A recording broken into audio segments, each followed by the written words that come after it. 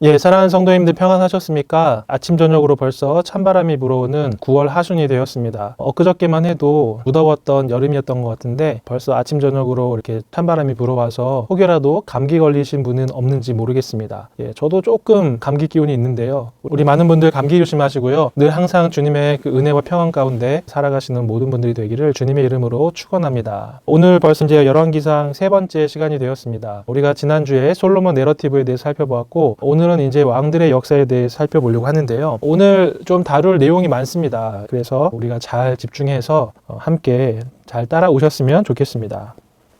자, 오늘 목차입니다. 오늘 먼저는 분열 왕국에 대한 몇 가지 이제 개관적인 내용을 살펴보고요. 그리고 이제 본문으로 들어가서 왕국의 분열, 그래서 남유다와 북이스라엘의 각각의 이제 초기 시대의 왕들에 대해서 같이 살펴보고, 그리고 열왕기서에서 가장 핵심적인 내용이라고 제가 말씀드렸죠. 이 오므리 왕조에 대한 내용을 살펴보고 간단히 정리 및 퀴즈를 나눈 이후에 오늘 마치도록 하겠습니다.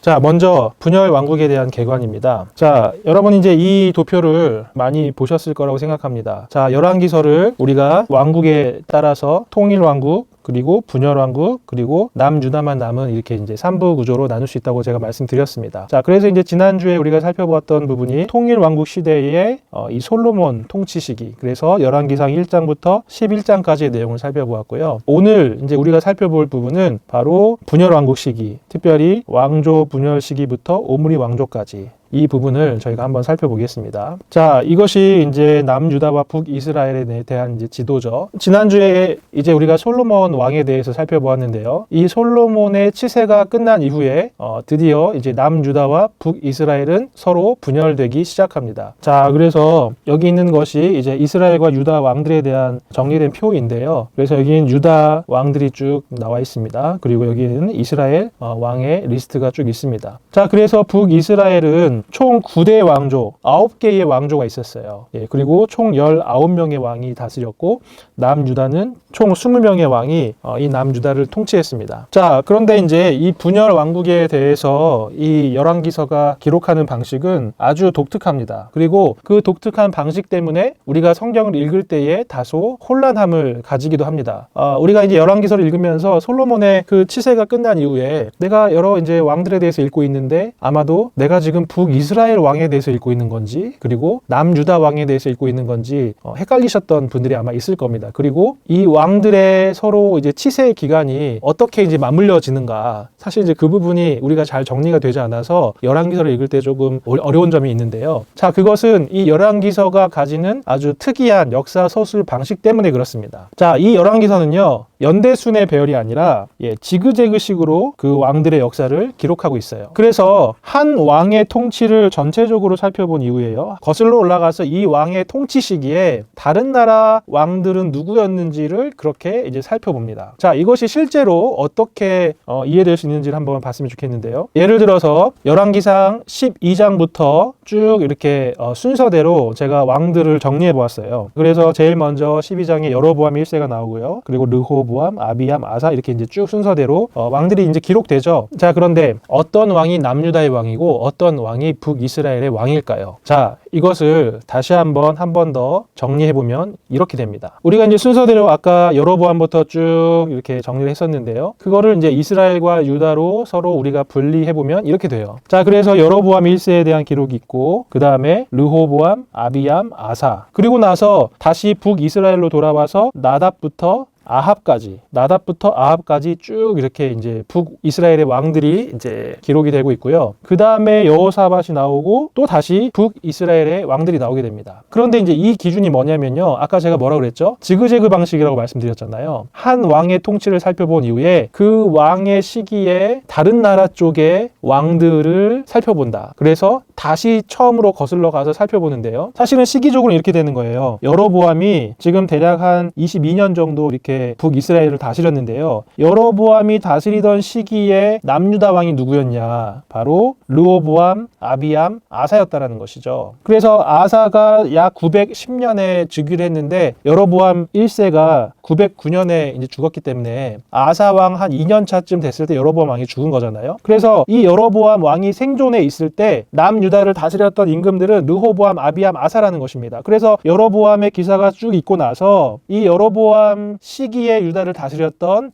그 첫 번째 왕인 바로 르호보암으로 돌아가서 르호보암부터 아비암, 아사까지 남유다의 왕들을 기록하는 거예요. 자, 그 다음에 이 아사가 상당히 오랜 기간 동안 이 남유다를 다스렸습니다. 대략 한 41년 정도? 그 정도 이렇게 남유다를 다스렸는데요. 그래서 15장 9절부터 24절까지 아사의 기사가 쭉 나오고 나서 아사의 이야기가 끝난 다음에 어디로 돌아가냐? 예, 바로 다른 나라 왕의 첫 번째인 나답부터 쭉 아합까지. 왜냐하면 아합이 몇 년에 즉위하죠? 874년에 즉위하잖아요. 그러니까 아사 왕 거의 말기에 아합이 왕으로 등극했어요. 그러니까 아사의 이야기를 끝내고 아사가 생존해 있을 동안에 북이스라엘의 왕들을 모두 순서대로 이렇게 기록하는 것입니다. 그리고 아합의 시대의 이야기가 끝난 다음에 또 이번엔 여호사밧, 그리고 여호사밧의 이야기가 끝난 다음에 동시대의 북왕조의 또 같은 시기를 다스렸던 왕들, 이런 식으로 열왕기서는 지그재그로 왕들의 역사를 기술한다라는 것이죠. 자, 그러면서 이 지그재그식의 배열이 노리는 효과는 뭐냐면요, 이 남유다와 북이스라엘을 서로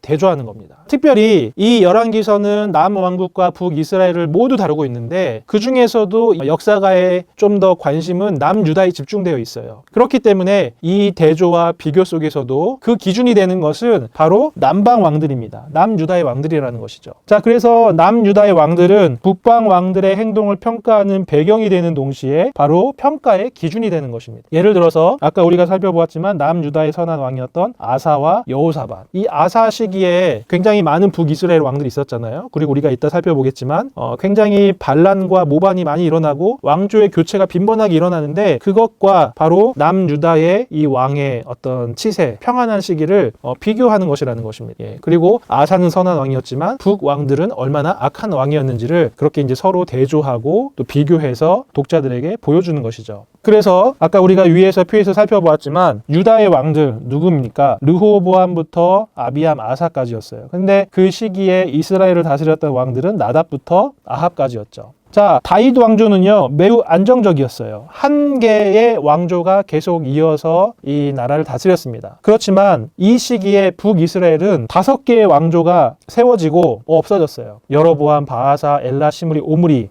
매우 불안정한 상태였죠. 그리고 이 왕들의 교체도 남왕국은 평화적으로 계승했어요. 그렇지만 북이스라엘은 2번의 살해가 일어나고 또 한 번의 자살이 일어나고 혁명과 피해 숙청을 통해서 이 왕의 계승이 일어나는 것입니다. 그리고 평가에 있어서도 르호보암과 아비암은 부정적인 평가를 받긴 했지만 아사 같은 경우에는 조건부로 선한 왕이다라는 평가를 받았어요. 하지만 북이스라엘은 어떻습니까? 이 6명 모두 부정적인 평가를 받았어요. 어떻다고? 여호와 보시기에 악행을 행했다. 그리고 디브니 같은 사람은 아예 평가조차도 없습니다. 그래서 지금 이 지그재그 방식을 통해서 북이스라엘과 남유다를 서로 비교하고 그 기준이 되는 것이 바로 남유다 왕국이다. 이제 이렇게 우리가 이해할 수 있겠습니다. 자, 그래서 특별히 이 북왕국과 남유다를 비교하여 볼 때 우리가 알 수 있는 특징은요, 긴 통치와 짧은 통치가 이제 같이 일어나는 거예요. 특별히 북왕국은 어떻죠? 선지자들을 통해서 하나님이 군사 지도자들 혹은 정치 지도자들을 부추겨서 왕권을 획득하도록 부추겨요. 그래서 빈번하게 왕조가 교체되고 또 다수가 살해되거나 자살하죠. 모두가 악하다는 평가를 받습니다. 그런데 그에 비해서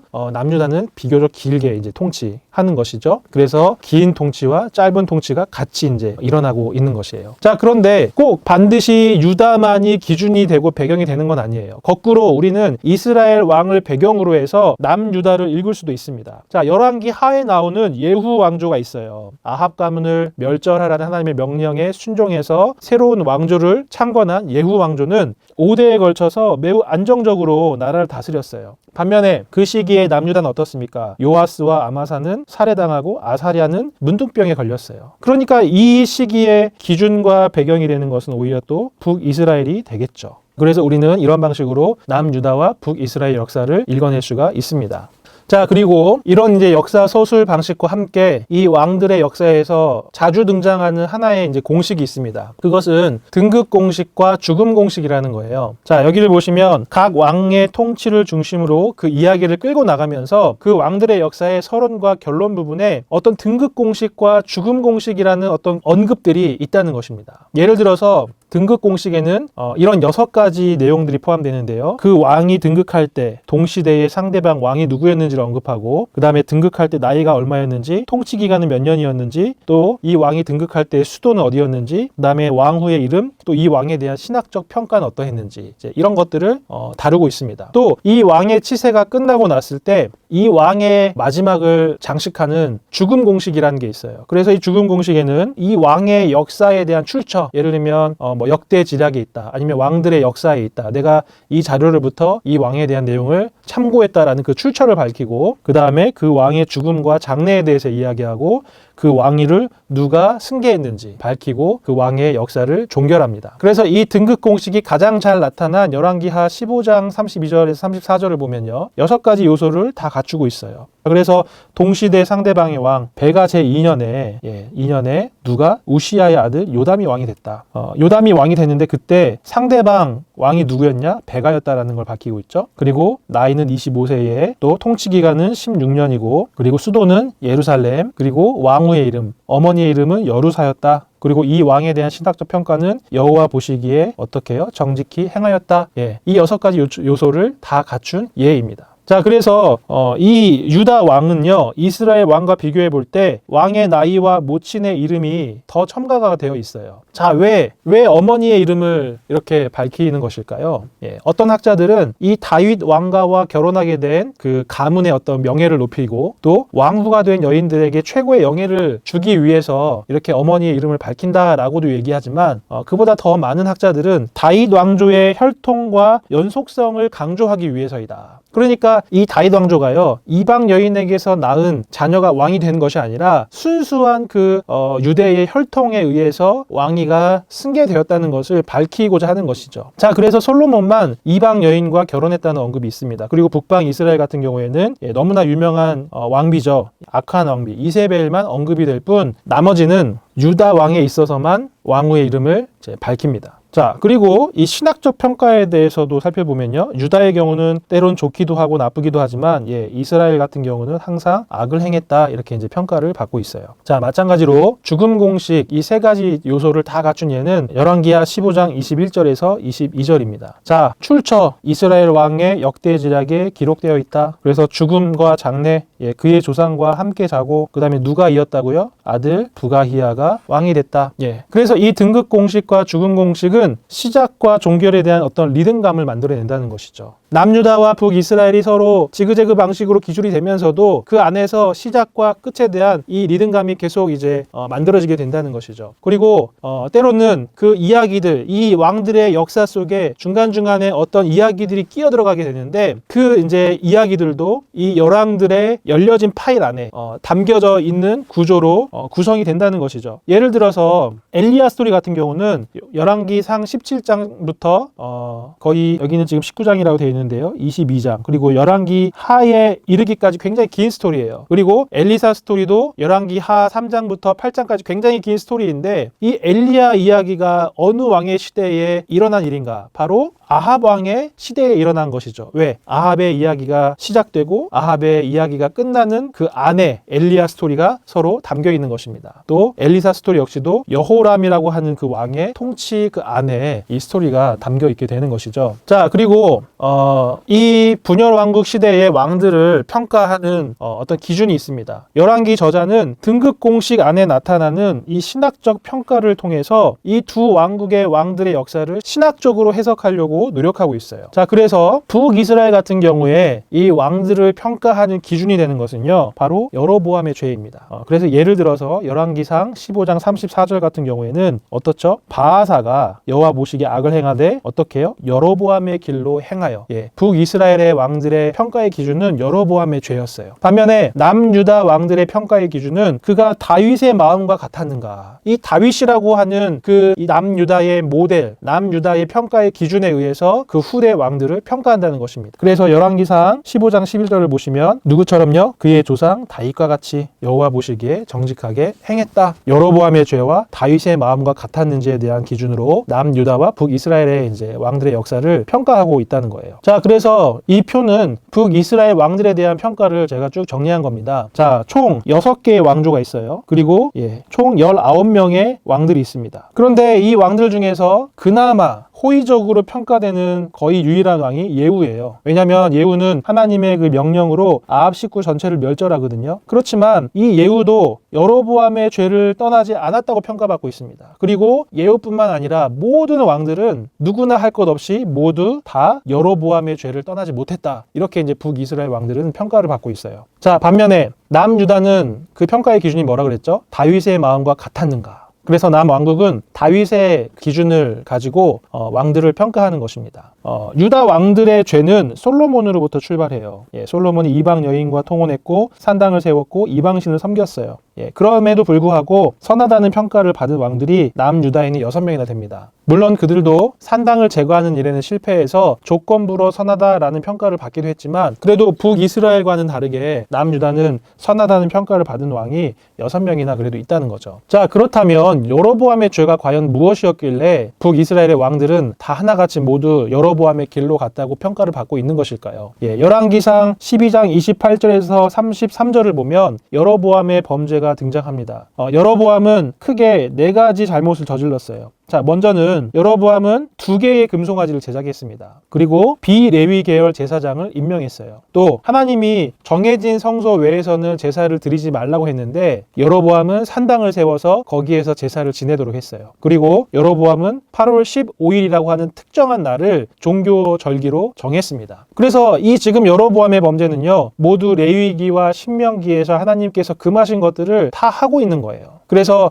여로보암의 죄로 말미암아 북이스라엘 백성들은 모두 다 우상을 섬기고 또 하나님의 그 계명을 떠나서 타락하게 되는 그런 결과를 가져오게 되죠. 그래서 하나님께서 이 여로보암의 죄를 굉장히 미워하시고 또 여로보암을 심판하시게 되었어요. 자, 그래서 남유다 왕들에 대한 평가도 제가 표로 대충 정리를 해봤습니다. 남유다 왕들은 크게 이제 부정적인 평가를 받은 왕과 또 긍정적인 평가를 받았지만 조건부로, 그리고 완전한 긍정적인 평가를 받은 그렇게 왕으로 나눌 수가 있어요. 그래서 비교적 8명은 하나님 앞에서 좋은 평가를 받았는데 그게 바로 아사와 여호사밧과 또 요아스와 아마샤와 아사랴와 요담, 이렇게 이제 6명은 조건부로 선한 왕이었다 이렇게 평가를 받았고요. 히스기야와 요시야 같은 이 왕은 다윗과 같이 여호와 보시기에 정직했다. 또 여호와 보시기에 정직했는데 그가 다윗의 길로 갔다. 이렇게 아주 긍정적인 평가를 이제 받기도 했죠.